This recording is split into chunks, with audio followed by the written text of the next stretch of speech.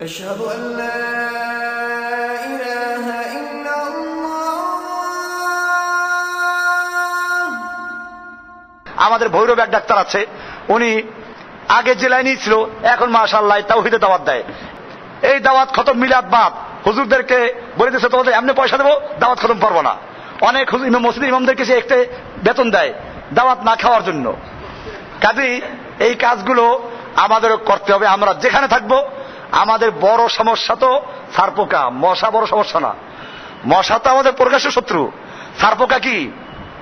আপনি যখনই যাবেন সমাজের এক শ্রেণী আলেম, এক শ্রেণীর আমাদের বলতে এখন কি হয়, দুঃখ পেতে হয়, তারপর বলতে বাধ্য আমরা, আমাদের দাওয়াতের তাওহীদের দাওয়াতের বিরুদ্ধে কুফফাররা যেরকম সোচ্চার, তার চেয়ে বেশি সোচ্চার কারা? কারণ এই জাতি মুর্দার খেতে খেতে শকুনের চেয়ে বদভ্যাস হয়ে গেছে।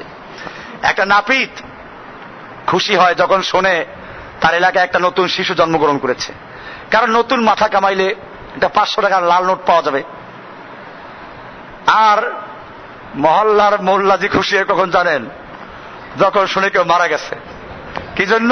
এই যে খতমের দাওয়াত পাওয়া যাবে, মিলাদের দাওয়াত পাওয়া যাবে, মৃত্যুবার্ষিকী 40 আছে না এগুলো দেশে, আমাদের দেশে এগুলি কি ইসলামে আছে?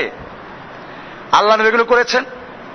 এখন কোরআন তো চলে গেছে এই কাজই, তাবিজ লেখা, মুর্দার খাওয়া। এছাড়া যদি আপনি যারা ধর্মকর্ম, যারা না মুসলিম, মুসলমান ঘরে জন্মগ্রহণ করেছেন, আমি মুসলিম, ওরা জিজ্ঞেস করবেন আল্লাহ কোরআন নাজিল করলো কেন? সে বলবে কি? এই তো মানুষ মরলে খতম করাইতে হইবে, এই জন্য 40-এ করা, 3 দিনে করা। আর যদি ভূতি ধরে তাহলে তাবিজ লেখার জন্য আছে না এরকম? আচ্ছা, আপনারা গিয়ে তাবিজ যে বইগুলো চেক করবেন। প্রথম বিষয়, এই তাবিজগুলো যে লেখে আসলে কি কোরআন দিয়ে লেখে? কোরআনের নকশা আছে না? বিসমিল্লাহ মানে 786 লেখে কিনা? এরপরে সূরা বাকারার নকশা, আলে ইমরানের নকশা, ইয়াসিনের নকশা। আচ্ছা, আমি যদি আজকে নামাজে দাঁড়াইয়া বলতাম 786, 550, 127, 3 রুকু, আপনারা কি বলবেন? পাগল কোত্থেকে আসছে? তাহলে বোঝার এটা কোরআন না। নামাজে যদি সূরা বাকারার নকশা বললে নামাজ না হয়, ওটা কোরআন না। তাহলে তাবিজে যে নকশা লেখে ওটা কোরআন হলো কি করে? পরিষ্কার কিনা? ঝাড়ফুঁক জায়েজ আছে, আল্লাহ নবী ঝাড়ছেন, এটা জায়েজ আছে না? জায়েজ না। এরপরে আবার লেখে কালো মুরগির তাজা রক্ত লাগবে। কালো মুরগি কেন জানেন? যেন ফার্মের মুরগি কেউ না নিয়ে আসে। আর তাজা রক্ত কি জন্য জানেন? তাজা রক্ত এই জন্য যাতে করে কেউ বাড়ির থেকে জবাই করে বোতল ভরে রক্ত না নিয়ে আসে, হুজুরের বাড়ি এসে জবাই করে। আর হুজুরের বাড়ি এসে জবাই করলে কোন পাগল এমন আছে যে এই মুরগি আবার ফেরত নেবে? কেন হুজুরের বাজারকে যাওয়া লাগলো, টাকা তো পরে পাইবে হাতিয়ে 501 টাকা, ওটা পরে আছে, আর মুরগি পাইলে ফাও। তো এইভাবে এই জাতিকে ধ্বংস করা হয়েছে, এইভাবে কোরআনটাকে নিয়ে গেছে এই দিকে। এই যে মনে রাখতে হবে যে কোরআনটা এসব কাজের জন্য আসে নাই।